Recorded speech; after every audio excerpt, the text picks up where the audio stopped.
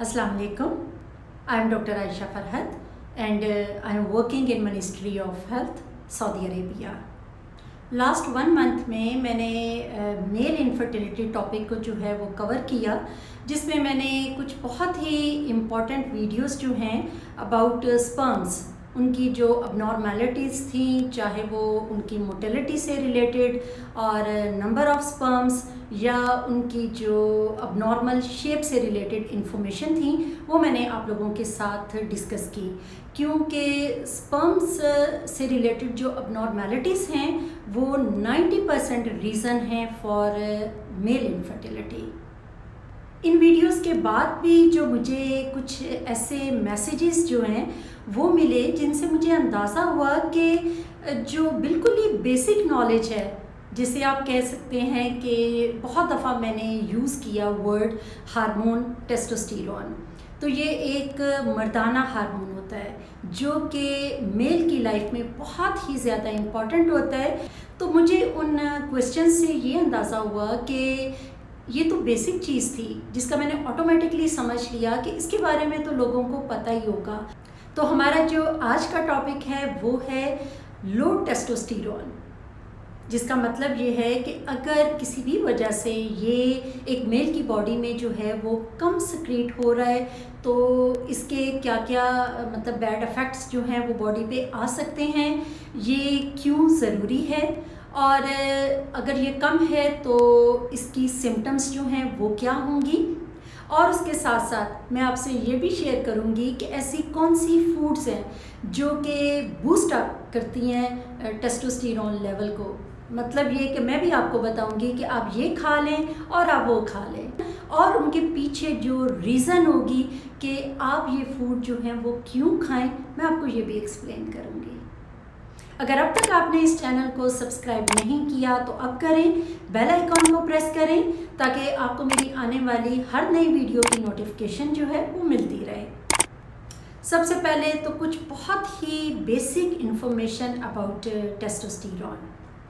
जिस तरह फीमेल में ईस्ट्रोजन है, ये बिल्कुल उसी के कंपैरिजन में ये एक मेल हार्मोन है, और इसकी जो बेसिक प्रोडक्शन प्लेस है वो है टेस्टिस।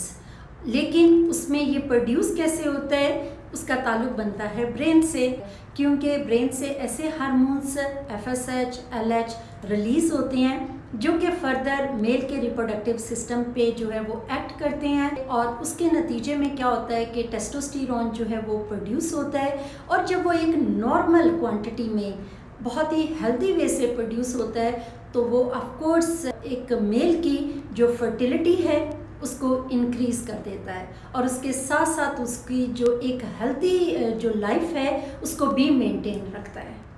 तो इसकी जो नॉर्मल रेंज है वो बिटवीन 300 to 1000 नैनोग्राम पर डेसीलीटर है, लेकिन जो एवरेज देखी गई है किसी भी हेल्दी मेल में वो है तकरीबन 600। सेकेंड क्वेश्चन है कि फॉर एग्ज़ाम्पल अगर डॉक्टर ने आपको कुछ ऐसी साइन एंड सिम्टम्स की वजह से आपको कहा है कि जी आप ये हार्मोनल जो टेस्ट है ये करवा के लाएं, तो इसके लिए जो सूटेबल टाइम है वो है मॉर्निंग का 7 o'clock to 9 o'clock, और जो इसके लिए सैंपल लिया जाता है वो बिल्कुल like many other investigations blood होता है। अब नेक्स्ट स्टेप आ जाता है कि टेस्टोस्टेरोन जो है वो एक मेल के लिए क्यों इम्पॉर्टेंट है।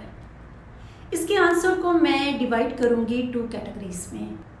सबसे पहले बात करते हैं हम उन छोटे बच्चों के बारे में जो टीन एज में पहुँचते हैं, और उनके अंदर जो सेकेंडरी सेक्सुअल करैक्टरिस्टिक्स हैं बॉयज़ में जो आना शुरू होती हैं, उनका बायस भी यही टेस्टोस्टेरोन हार्मोन होता है।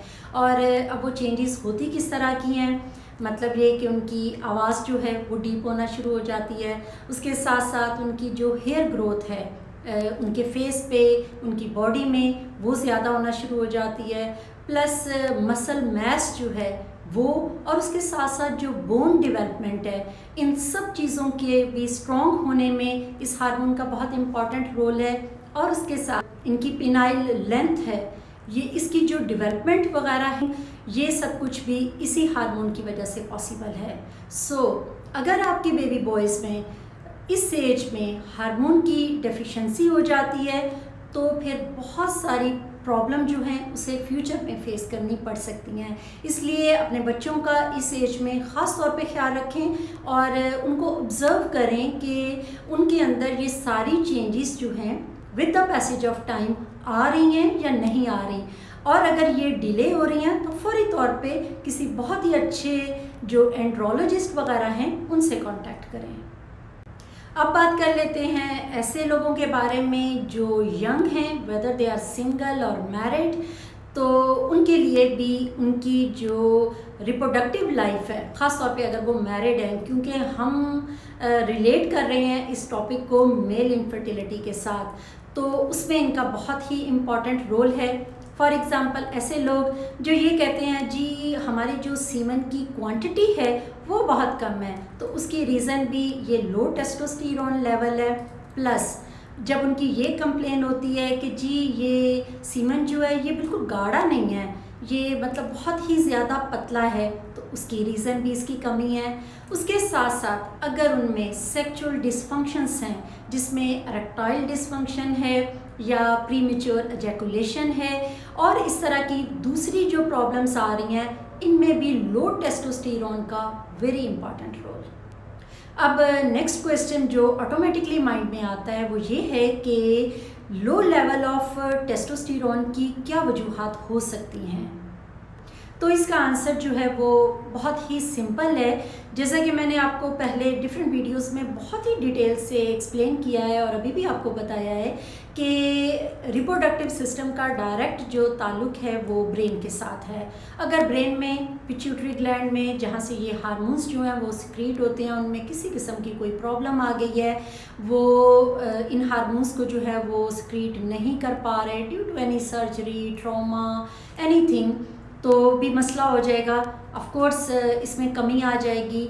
उसके अलावा ब्रेन से जो रिप्रोडक्टिव सिस्टम तक, टेस्टिस तक जो सिग्नल्स आते हैं, जो हमारा एक असाबी निज़ाम है, अगर उसके अंदर कुछ प्रॉब्लम आ गई है कि सिग्नल्स ही प्रॉपर नहीं पहुंच पा रहे हैं तो उससे भी कमी होगी। और जो मोस्ट इम्पॉर्टेंट है, किसी भी वजह से टेस्टिस में कोई प्रॉब्लम आ गई है, कोई चोट, कोई इंजरी, कोई कैंसर वगैरह हो गया है या उसके बाद कोई कैंसर से रिलेटेड ट्रीटमेंट ली गई है, कीमोथेरेपी, रेडियोथेरेपी वगैरह, तो ये चीज़ें जो हैं बहुत ही ज़्यादा स्पर्म ग्रोथ वगैरह को, सीमन क्वांटिटी, क्वालिटी को बैडली अफेक्ट करती हैं। तो ये भी एक रीज़न बन जाती है लो टेस्टोस्टेरोन लेवल की। ये जो वजूहात मैंने आपको बताई हैं ये तो हर एज के, मतलब अगर कोई यंग बॉय है, इवन टीन एजर है या बिल्कुल ही कोई और थोड़ा मिडल एज का जो पर्सन है, किसी में भी ये कुछ हो सकता है। उसके साथ साथ लो टेस्टोस्टेरोन की जो और वजूहात हैं उनमें आ जाता है एज फैक्टर।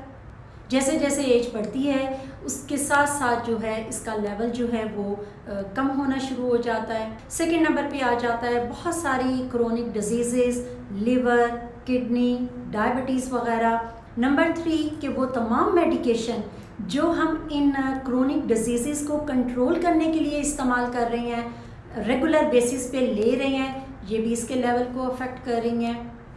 उसके साथ साथ इस तरह की मेडिकेशन भी, for example anti depressant, anti anxiety वगैरह, जो कि due to different mental health issues की वजह से बहुत सारे लोगों को लेनी पड़ती हैं, तो उन लोगों में भी due to this medication hormonal level जो है वो कम होता है। और उसके बाद जो मोस्ट इम्पॉर्टेंट है वो है मोटापा, और उसकी रीज़न है हमारा लाइफस्टाइल, लेज़ी लाइफस्टाइल। ठीक है, क्योंकि खा लें, सो लें, टीवी के सामने बैठ लें, फ़ोन पे लंबी लंबी बातें कर लें, ये सारी चीज़ें जो हैं वो मोटापा जो है वो बढ़ा रही हैं और उसके साथ साथ हार्मोनल लेवल को जो है वो कम कर रही हैं। नेक्स्ट आ जाता है स्लीप डिस्टर्बेंस। जब आप अच्छी स्लीप नहीं लेते हैं तो ये भी एक रीज़न जो है वो लो टेस्टोस्टेरोन की बन जाती है। और लास्ट क्वेश्चन है कि हमें कैसे पता चल सकता है कि हमारी बॉडी में जो है वो टेस्टोस्टेरोन का लेवल जो है वो कम हो चुका है। तो इसका आंसर ये है कि कुछ इस तरह की सिम्टम्स आ जाती हैं जो कि इंडिकेट करती हैं कि आपको अपना टेस्टोस्टेरोन लेवल जो है वो चेक करवाना चाहिए। फॉर एग्ज़ाम्पल बहुत ज़्यादा थके रहना, वीकनेस महसूस करना, उसके अलावा ये है कि मूड चेंजेस, चिड़चिड़ापन एंड बालों का बहुत तेज़ी से गिरना, और ये जो मस्कुलर मैस है बॉडी की वो कम हो जाना। उसके अलावा ऐसा महसूस करना जैसे मेंटल एबिलिटी जो है वो कम हो गई है, कुव्वत फ़ैसला, और कुछ डिप्रेशन टाइप जो हैं उन फीलिंग्स का आ जाना, नेगेटिव थॉट्स। इसके अलावा ये है स्लीप डिस्टर्बेंस, नींद में जो है वो प्रॉपर ना आना और वज़न का बढ़ जाना। इन सब के अलावा जो लो टेस्टोस्टेरोन लेवल है वो सेक्सुअल लाइफ को भी काफ़ी बैडली अफेक्ट करता है। फॉर एग्ज़ाम्पल कि उसमें लॉस ऑफ लिबिडो हो जाता है, सेक्स ड्राइव कम हो जाती है, और एरेक्टाइल डिसफंक्शन टाइप जो प्रॉब्लम हैं वो स्टार्ट हो जाती हैं, जिनके नतीजे में बाज़ औक़ात जो है वो इनफर्टिलिटी भी हो जाती है। उम्मीद है कि आपको ये वीडियो भी पसंद आई होगी और आप ज़रूर इससे कुछ ना कुछ सीखेंगे। अगर अब तक आपने इस चैनल को सब्सक्राइब नहीं किया तो अब करें, बेल आइकॉन को प्रेस करें ताकि आपको मेरी आने वाली हर नई वीडियो की नोटिफिकेशन जो है वो मिलती रहे। तो अब मुझे दीजिए इजाज़त, इंशाल्लाह मिलते हैं किसी नई वीडियो में किसी और नए इंटरेस्टिंग टॉपिक के साथ। तब तक के लिए खुदा हाफिज़।